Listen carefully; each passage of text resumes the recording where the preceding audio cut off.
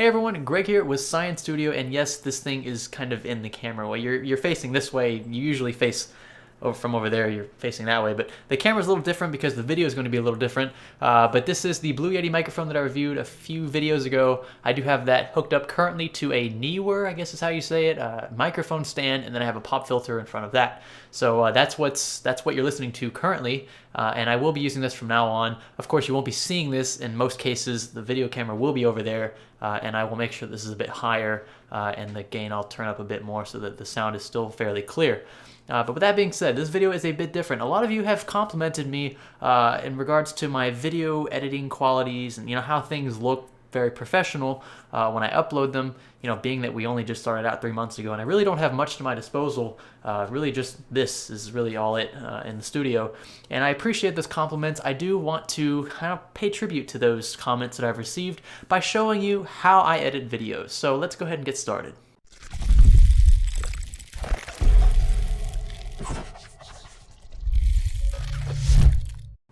So the first thing I want to point out here is the fact that I will be using Shadowplay, Nvidia Shadowplay, to record all of this going on. It does use a bit of CPU horsepower, but not too much. You do notice it takes forever to load because I have CPU ID installed on my hard disk drive and not my solid state drive.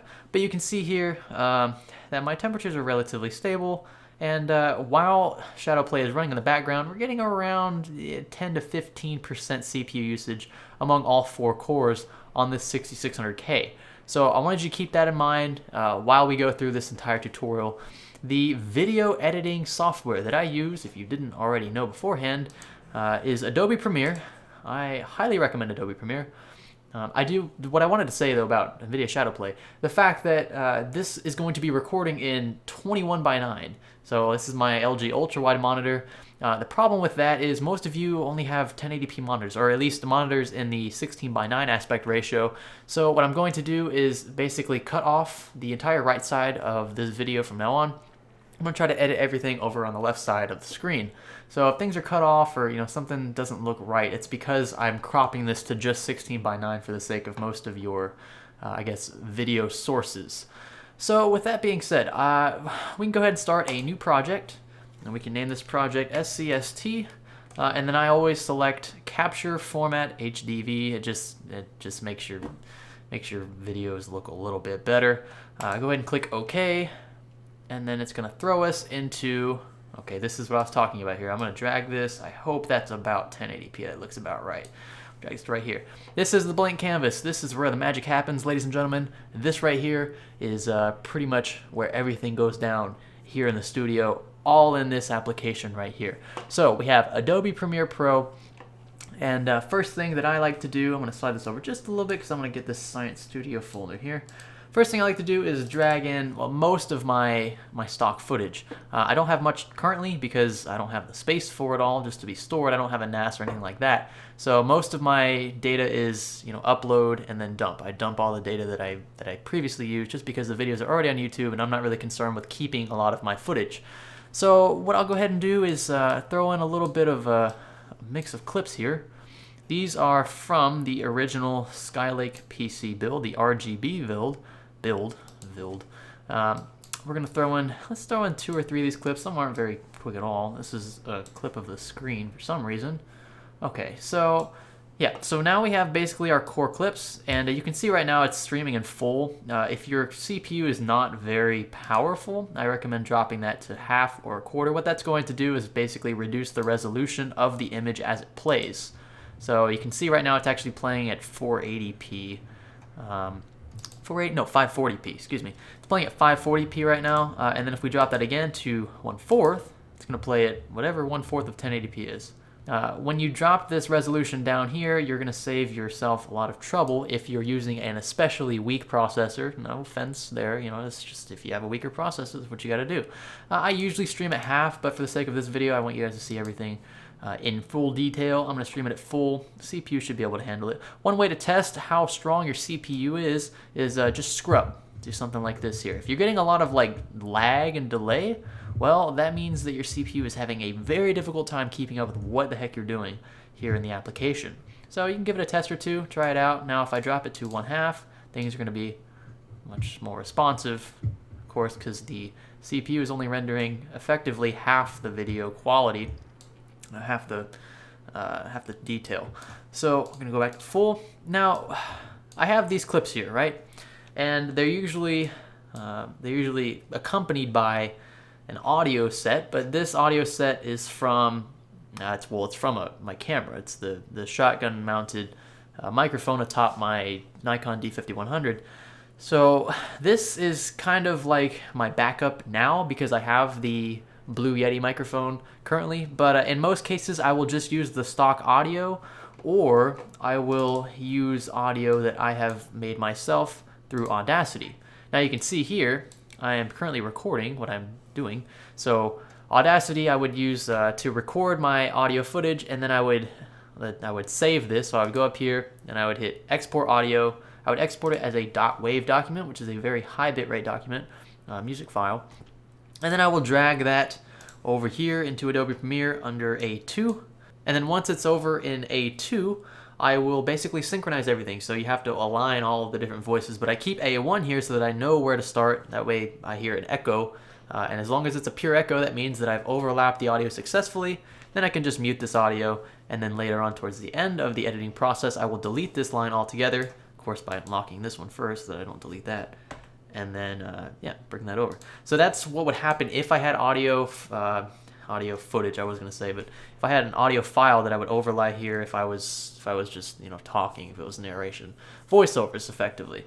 But I don't have that, so what we're going to do is just put some music over it, but that's really besides the point at this current point in time. So my transitions, my effects here, I really don't do editing very much. I just stay in effects because that's pretty much all I like to do. We can have it fade in from black over here. Now it's gonna just fade in. Yeah, very nice and pretty.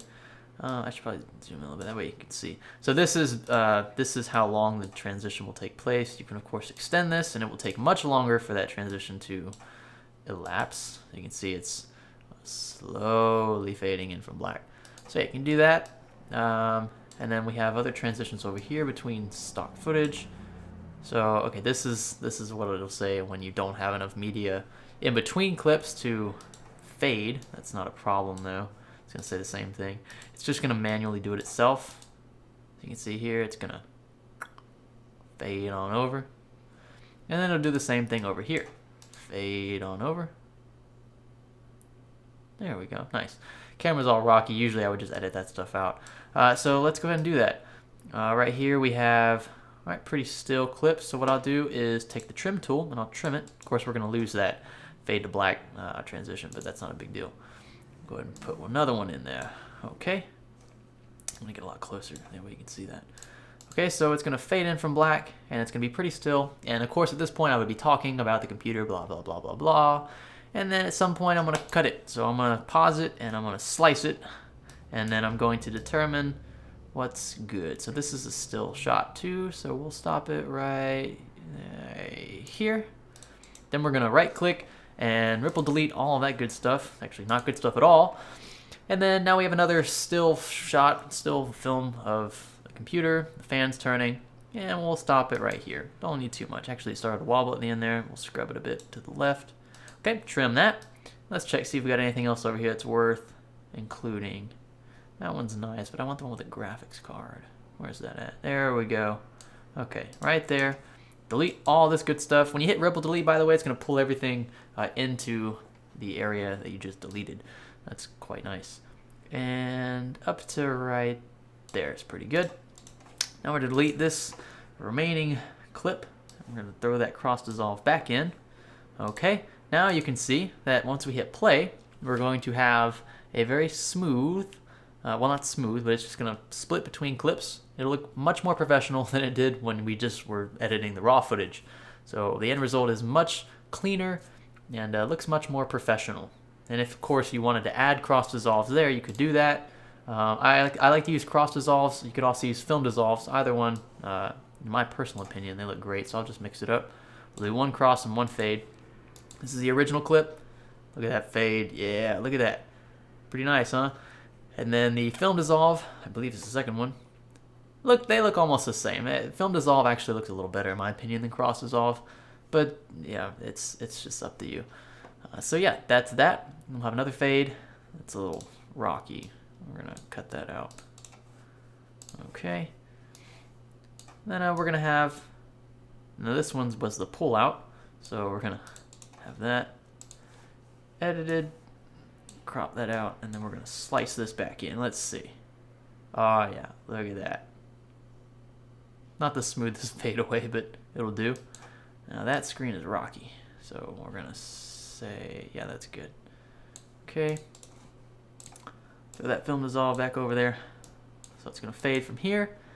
And yeah, we're gonna have the computer shut down. I guess this is a clip of the computer shutting down. How interesting.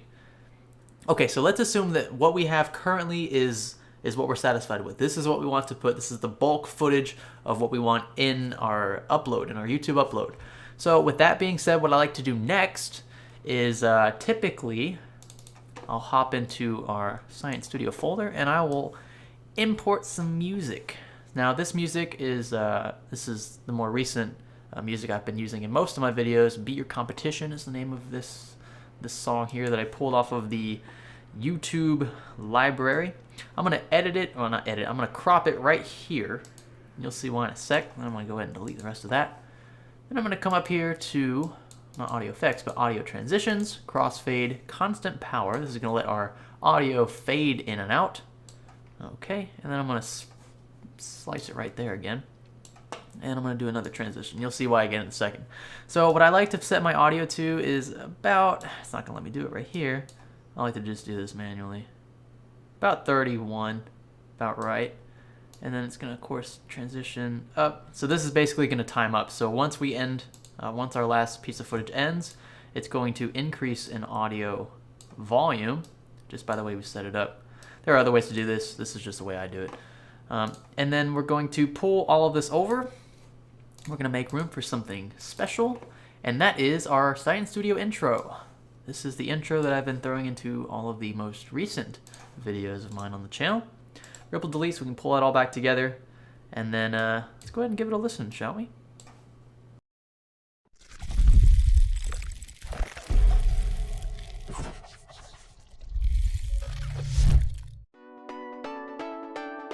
Yeah, not bad, huh?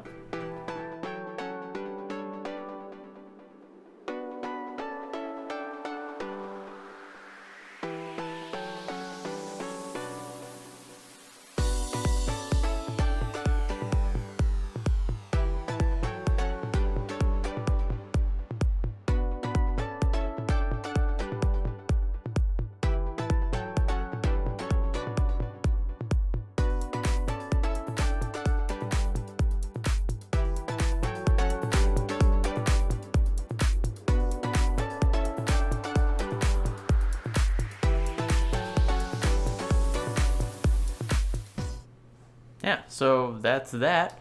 Not too shabby, eh? And if you want this to fade longer, we can just stretch that out, just like you would with any other transition up here, or effect, I guess is what they're called. So you can make that last longer, so that fade out will take longer.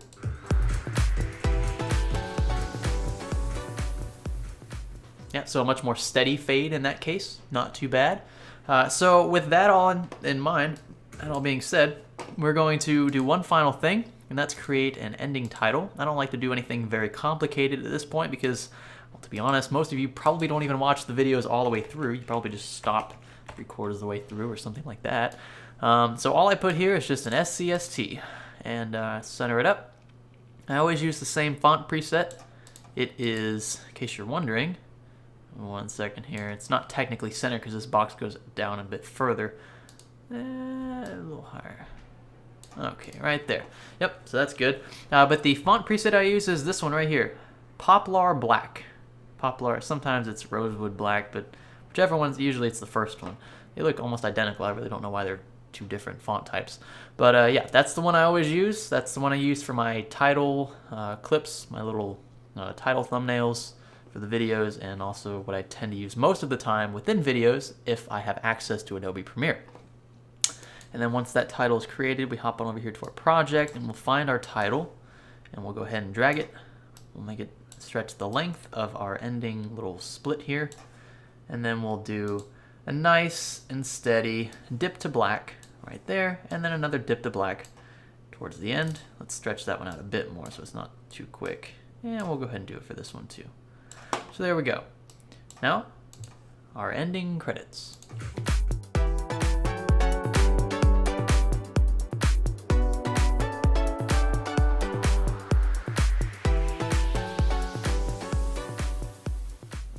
All right, so that's all said and done. Okay, now the last thing I like to do is start doing some image overlays on top of our source video footage. So let's say we want to throw in a graphics card into the video itself. So let's go ahead and type in graphics card.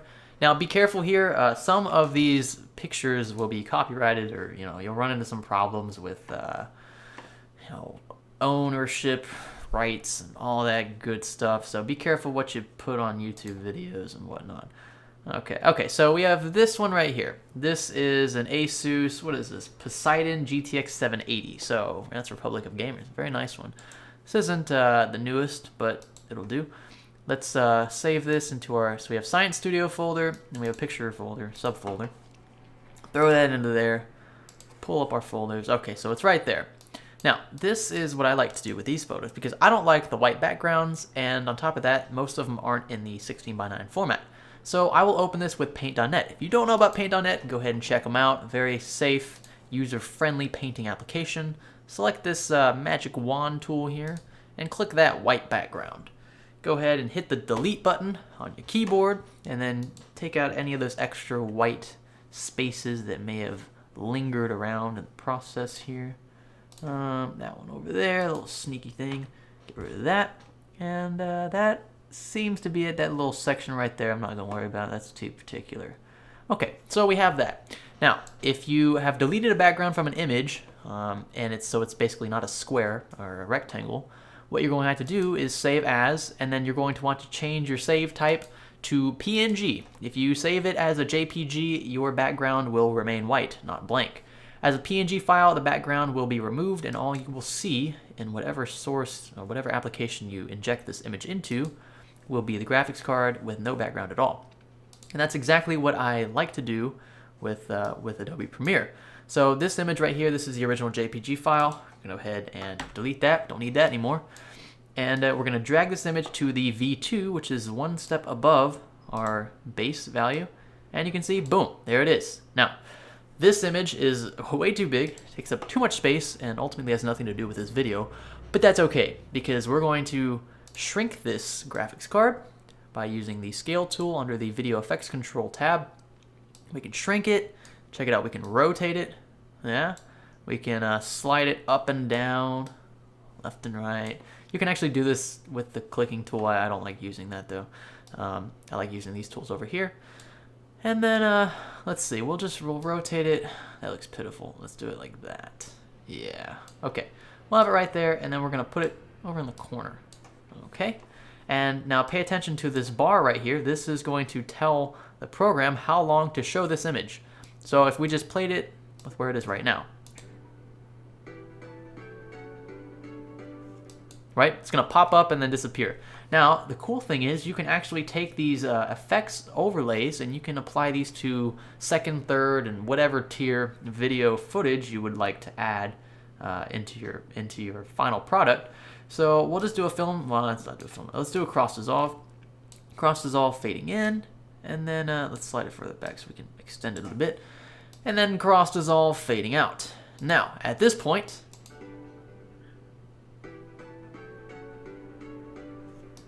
look at that. Isn't that pretty cool? And then the last thing you could do in this case is go up here to the titles tab, select new title, default still, just like we did with the ending title. And then go down here and select the Science Studio approved Poplar font. And then let's type in GTX 780. Okay, we're gonna wanna scale that way up so people can see it, because that's a really nice graphics card. We're gonna put it right there. Okay, we're gonna drag it on top of the V2 video clip. So it's right on top of V2, and we're gonna do the same fade in. Cross dissolve in and out. We're not gonna bother changing the lengths of those effects. And here's the final product.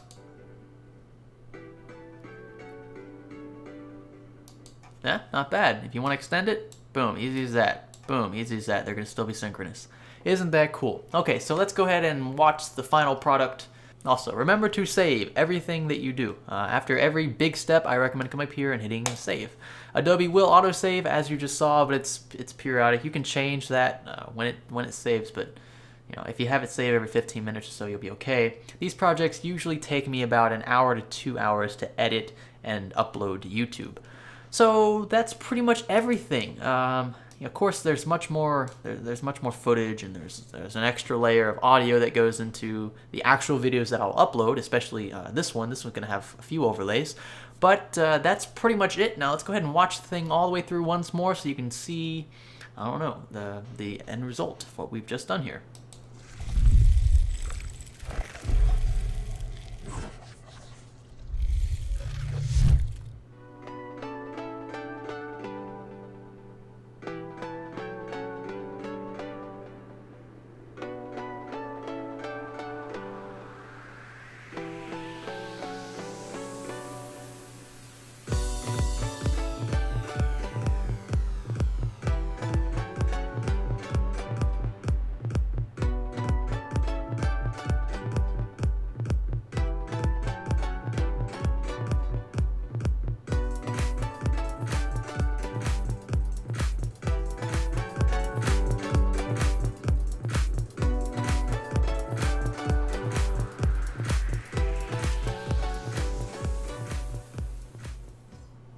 Exciting, right? That's a video. That's a Science Studio video in a nutshell. That's how I edit.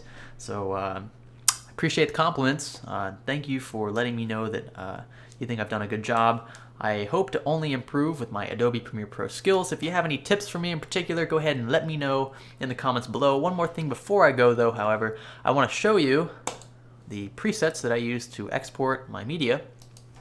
So I go into the Media tab, and the format's default H.264. Maybe for me, it may not be for you. But I recommend H.264. Click on that thing and then drag yourself down here to, well, you might not want to do this. I do it just because YouTube's going to compress the crap out of whatever video you upload regardless. So I just choose the YouTube 1080p HD preset. You can change things like your frame rate if you want. Just hit the hit this little check mark here, and then you can drag it to 60 FPS, say, if you have a 60 FPS 60p camera. But I just stay at 29.97 effective because I have a 30p camera. So that's what that stays at. If you have 4K, whatever, of course, you would just select the 4K preset or whatever resolution video you have in your workflow. I always select use maximum render quality because that makes your pictures look a bit crisper. Render at maximum depth for the same reason. I don't touch audio or any of this other stuff. This is just extra stuff. If you want to get fancy, you could change the overall look of your video if you want, changing these lumetri looks and whatnot. I don't touch any of that because it's not really what I'm about. And then I click export, and the computer does its jazz. So depending on your CPU horsepower, however powerful your CPU is, this could take anywhere from a minute for a 1-minute video file to 10 minutes for a 5-minute video file. It varies, of course, depending on a lot of things, but your CPU's the primary determiner. God, why do I keep... Okay, you know what I mean? Your CPU is going to determine this length of time mostly. You can see mine was, I don't know how long the video was. It was 52 seconds, and it's taken about 35 seconds to render. That's not too bad for a Core i5. And then once the video is officially rendered and whatnot, it really picked up speed very quickly. I go ahead and exit out here, and all of my Adobe files save to my Adobe folder. So I'll go over to YouTube, and then I will select upload. You see some of the videos I was watching. Click select upload. You guys probably already know this. Why am I doing this? I have no idea. I want to be comprehensive. Adobe Premiere Pro 9.0, and then where's the video? This one right here, I rendered at 8:16 p.m., which is the time it is currently while I'm filming this in Lafayette, Louisiana. Select this video, click open, of course, and it will begin uploading. Boom, you're welcome. So, if you have any questions about anything that you saw in this video, or if you have suggestions for future videos, let me know in the comments below. Give this video a like if you liked it. Give it a dislike if you disliked it for whatever reason. Let me know why you disliked it in the comments below as well. And stay tuned for more videos like this for more computer-related videos and more science-y related videos in general. This is Science Studio. Thanks for learning with us.